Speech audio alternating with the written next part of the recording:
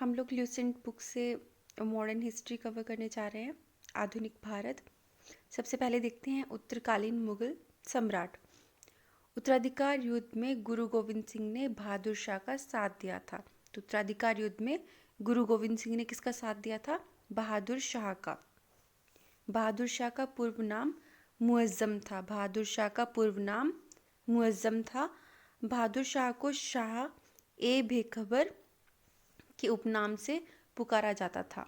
बहादुर शाह को शाह ए बेखबर के उपनाम से पुकारा जाता था। जहांदार शाह अपने शासनकाल में लाल कुमारी नाम की एक वेश्या को हस्तक्षेप देने का आदेश दे रखा था। मुगलकालीन इतिहास में सैयद बंधु हुसैन अली खां और अब्दुल्ला खां को शासक निर्माता के रूप में जाना जाता है। तो मुगलकालीन इतिहास में जो सैयद बंधु होते हैं, एक का नाम होता है हुसैन अली खां और अब्दुल्ला खां। हुसैन अली खां और अब्दुल्ला खां, इनको शासक निर्माता के रूप में जाना जाता था। जहांदार शाह को लंपट मूर्ख भी कहा जाता है। जहांदार शाह को क्या कहा जाता है? लंपट मूर्ख भी कहा जाता है। फर्रुखसियर को मुगल वंश का घृणित कायर कहा जाता है। फर्रुखसियर को मुगल वंश का घृणित कायर कहा गया है। सुंदर युवतियों के प्रति अत्यधिक रुझान के कारण मोहम्मद शाह को रंगीला बादशाह कहा जाता था।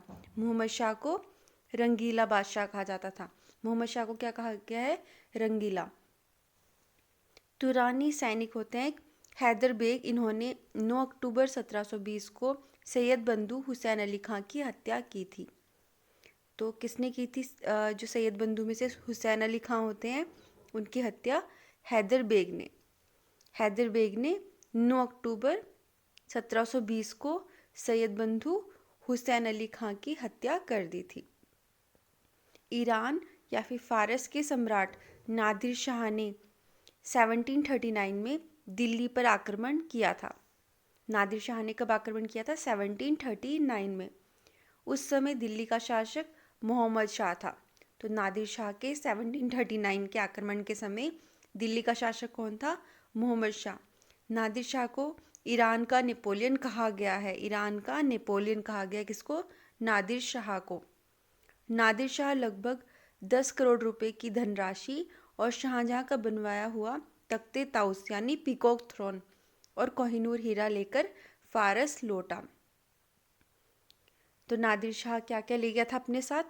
70 करोड़ रुपए की धनराशि और शाहजहां का बनवाया हुआ तख्ते ताउस यानी पीकॉक थ्रोन और साथ ही कोहिनूर हीरा लेकर ये फारस वापस लौटा।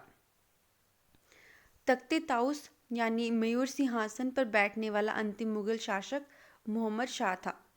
तख्ते ताउस पर बैठने वाला अंतिम मुगल शासक कौन था? मोहम्मद शाह।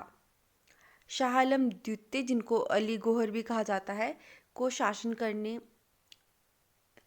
इनके शासनकाल में 1803 ईस्वी में अंग्रेजों ने दिल्ली पर कब्जा कर लिया। तो अंग्रेजों ने दिल्ली पर कब्जा कब किया था? 1803 में। किसके शासनकाल में? शाह आलम द्वितीय के काल में। अली गौहर या फिर शाह आलम द्वितीय के काल में 1803 में अंग्रेजों ने दिल्ली पर कब्जा किया। पानीपत का तृतीय युद्ध 1761 में मराठा एवं अहमद शाह अब्दाली की सेना के बीच हुआ। इस युद्ध में मराठों की हार हुई थी। तो पानीपत का तृतीय युद्ध कब होता है? 1761 में। किसके बीच? मराठा एवं अहमद शाह अब्दाली की सेना के बीच। पानीपत का तृतीय युद्ध 1761 में मराठा एवं अहमद शाह अब्दाली की सेना के बीच हुआ। इस युद्ध में मराठों की हार हुई थी। गुलाम कादिर खान ने 1806 में शाह आलम द्वितीय की हत्या करवा दी थी। किसने? गुलाम कादिर खान ने। गुलाम कादिर खान ने 1806 में शाह आलम द्वितीय की हत्या करवा दी थी। बहादुर शाह द्वितीय या फिर बहादुर शाह जफर जो होते हैं, ये अंतिम मुगल सम्राट थे। बहादुर शाह द्वितीय या बहादुर शाह जफर अंतिम मुगल सम्राट थे। 1857 की क्रांति में भाग लेने के कारण अंग्रेजों द्वारा बहादुर शाह जफर को बंदी बनाकर कहाँ भेजा गया था? रंगून। 1857 की क्रांति में भाग लेने के कारण अंग्रेज़ों द्वारा बहादुर शाह जफर को बंदी बना लिया गया था और रंगून भेजा गया था। अहमद शाह अब्दाली का वास्तविक नाम क्या था? अहमद खां था। इसने 8 बार भारत पर आक्रमण किया था। किसने? अहमद शाह अब्दाली ने, जिसका असली नाम अहमद खां था, उसने 8 बार भारत पर आक्रमण किया था। हम लोग मुगलों से स्वतंत्र होने वाले कुछ राज्यों संस्थापक देखते हैं। तो अवध, ये मुगलों से स्वतंत्र होने वाले राज्य हैं और उनका संस्थापक कौन है? अवध का सादत खां। अवध के संस्थापक सादत खां। हैदराबाद, चिंगलीज खां या निज़ाम उल मुल्क आसफ जहां। तो हैदराबाद, चिंगलीज खां या निज़ाम उल मुल्क आसफ जहां। रुहेलखंड, वीर दाऊद और अली मोहम्मद खां। रुहेलखंड, वीर दाऊद और अली मोहम्मद खां। बंगाल, मुर्शीद कुली खां। बंगाल, मुर्शीद कुली खां। कर्नाटक, सादतुल्ला खां। कर्नाटक, सादतुल्ला खां। भरतपुर, चुरामन एवं बदन सिंह। भरतपुर, चुरामन एवं बदन सिंह। मुगल सम्राट मोहम्मद शाह ने सादत खां को बुरहानुल मुल्क की उपाधि दी थी। जो मुगल सम्राट थे मोहम्मद शाह, इन्होंने सादत खां को बुरहानुल मुल्क की उपाधि दी थी। सादत खां का असली नाम क्या था? मोहम्मद अमीन था। सादत खां का असली नाम मीर मोहम्मद अमीन था। मीर मोहम्मद अमीन। किसका असली नाम? सादत खां का। इसके अलावा उत्तरकालीन जो मुगल सम्राट थे उनका कार्यकाल दिया गया है। बहादुर शाह 1707 से 1712। बहादुर शाह 1707 से 1712। जहांदार शाह 1712 से 1713। फरुखसियर 1713 से 1719। फरुखसियर 1713 से 1719। मोहम्मद शाह 1719 से 1748। मोहम्मद शाह 1719 से 1748।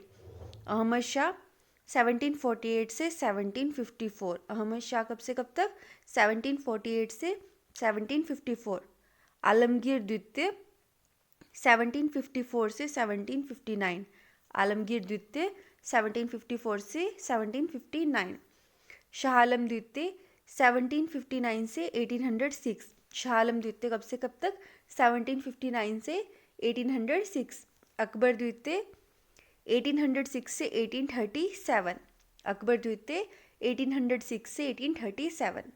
बहादुर शाह जफर 1837 से 1857। बहादुर शाह जफर 1837 से 1857, मतलब पहले स्वतंत्रता संग्राम तक।